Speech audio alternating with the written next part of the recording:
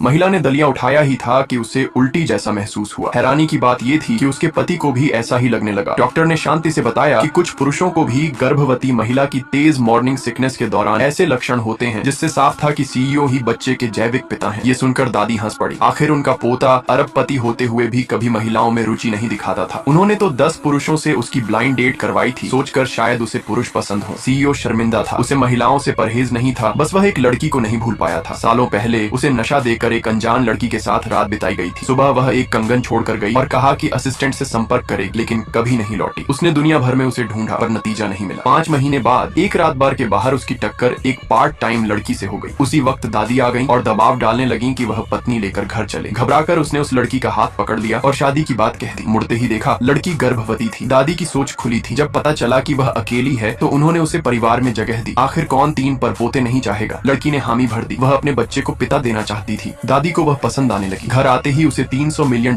का पारिवारिक कंगन मिला। शादी अचानक हुई थी। भावनात्मक जुड़ाव नहीं था, लेकिन सीईओ को कुछ महसूस होने लगा। लड़की की खुशबू जानी पहचानी लग रही थी। दादी ने देखभाल शुरू की, डॉक्टर रखा, पोषक खाना बनवाया। लड़की भावुक हो गई। बचपन में माता पिता खो चुकी थी। मामा के घर एटीएम जैसी जिंदगी जी थी। अब उसे पहली बार अपनापन मिला। उसे फिर से उल्टी जैसा महसूस हुआ और सीईओ भी उसके पीछे बाथरूम चला गया। डॉक्टर ने इसे सहानुभूति लक्षण कहा। एनी ने कहा, इससे साबित होता है कि सीईओ का बच्चे से गहरा जुड़ाव है। लेकिन लड़की को यकीन नहीं हुआ। उसे लगा यह बोरियत का असर है। उसने खुद को व्यस्त रखने के लिए नौकरी मांगी। सीईओ ने उसे कंपनी में काम पर रख लिया। उसने कहा उसकी पहचान गुप्त रखी जाए, वह कोई विशेष सुविधा नहीं चाहती। असिस्टेंट ने उसे सीईओ के पास बैठा दिया। इससे चालबाज महिला को कोने की सीट मिली। वह नाराज हो गई। सीईओ के करीब आने की उसकी योजना टूट गई थी। लंच पर उसने बदला लिया। उसने सबके सामने लड़की के खाने में गंदा पानी डाल दिया और शादी से पहले गर्भवती होने पर ताना मारा। कहा कि वह कंपनी में रहने लायक नहीं है। उसने लड़की से मुआवजा मांगा। लड़की को तनख्वाह भी नहीं मिली थी। अब पैसे भी देने पड़ रहे थे। वह चुपचाप जाने लगी, लेकिन महिला ने रास्ता रोक लिया। उसी वक्त सीईओ अपनी दादी को लेने पहुंचा। दादी को कंपनी का खाना पसंद नहीं था। वे खुद खाना लेकर आई थी। महिला ने देखा कि लड़की पैसे नहीं दे रही और बैग की तलाशी करवाई। एक पुरुष सहकर्मी ने उसके बैग से कंगन निकाला, वही जो सीईओ ने उस रात लड़की को दिया था। महिला ने उस पर चोरी का आरोप लगाया और पुलिस बुलाने को कहा। धक्का मुक्की में कंगन टूट गया। मोती जमीन पर बिखर गए। सन्नाटा छा गया। उसी वक्त सीईओ अपनी दादी के साथ वहां पहुंचा।